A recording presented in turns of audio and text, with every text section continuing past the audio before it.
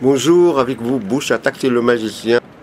Aujourd'hui, je vais vous parler de ce livre de Diana d'Arc. J'ai fait une recherche, je suis allé sur Internet, sur Wikipédia, et j'ai cherché qu'est-ce que l'art gothique. J'ai trouvé ça. L'architecture gothique est un style architectural d'origine française. D'origine française.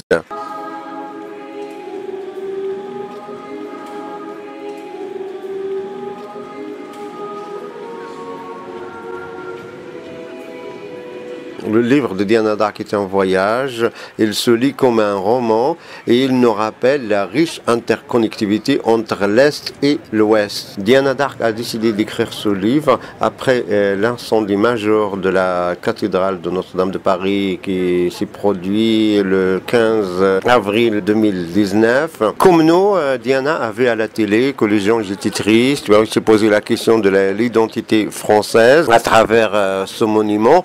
Il a commencé à écrire sur Twitter disant que l'art gothique n'est pas d'origine française mais d'origine musulmane. D'Arc dit que la structure gothique de Notre-Dame de Paris a été volée aux Sarrasins, c'est-à-dire aux musulmans, et notamment d'une église qui s'appelle Qalb al-Luz à Damas. Et c'était un peu ça l'idée de l'écriture de ce livre.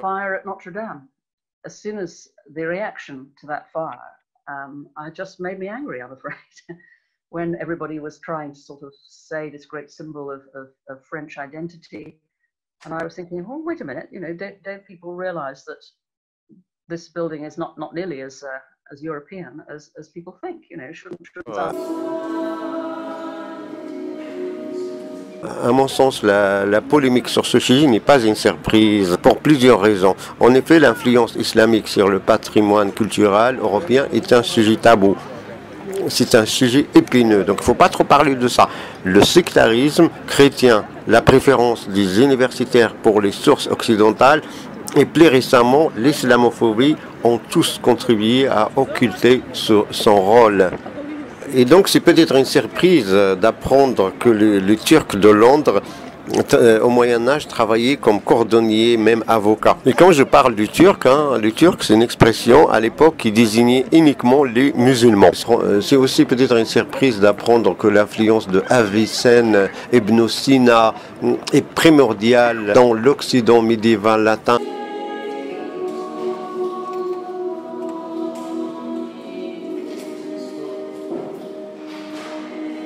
Il faut savoir que jusqu'à maintenant, on continue à étudier son œuvre en Occident du point de vue de la philosophie, de l'épistémologie et des sciences cognitives.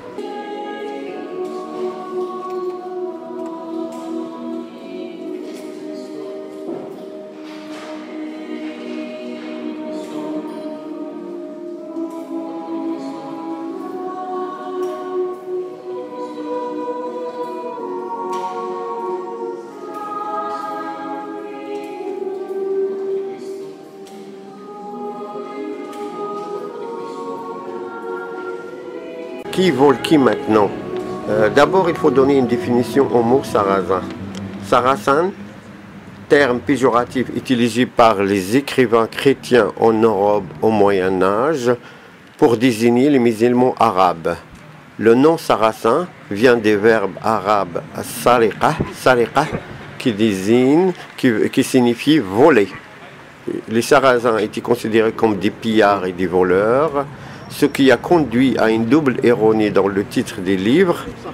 Les cathédrales et les églises gothiques ont en fait adopté des caractéristiques influencées par l'architecture des musulmans arabes et non l'inverse.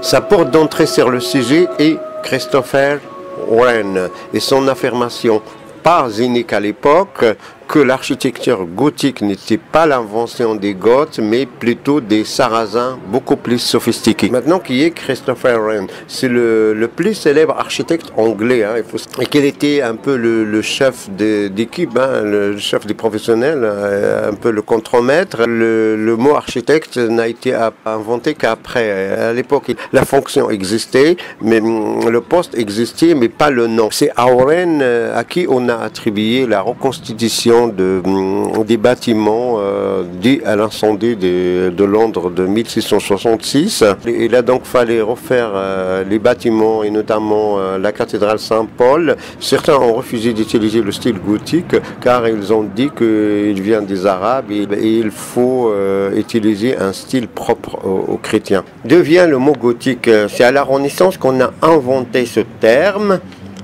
Goth vient d'un peuple barbare qui a causé la chute de l'Empire romain d'Occident. Gothique, en fait, c'est une manière de se moquer des cathédrales et de dire que les cathédrales n'ont pas de goût artistique. Alors qu'au Moyen-Âge, on utilisait l'expression latine opus francigenem, c'est-à-dire ouvre francilienne. Christopher Wren soutient l'idée que l'art gothique ne vient pas des Occidentaux, mais des musulmans. Et Dark tente de prouver qu'Wren a raison en identifiant les premiers exemples orientaux de formes architecturales gothiques. Les plus importants sont des exemples de l'arc pointu et l'arc trèfle, mais la fenêtre rose éclair et les tours gemelles sont également identifiées. La forme de la voûte croisée d'ogive a également été identifiée.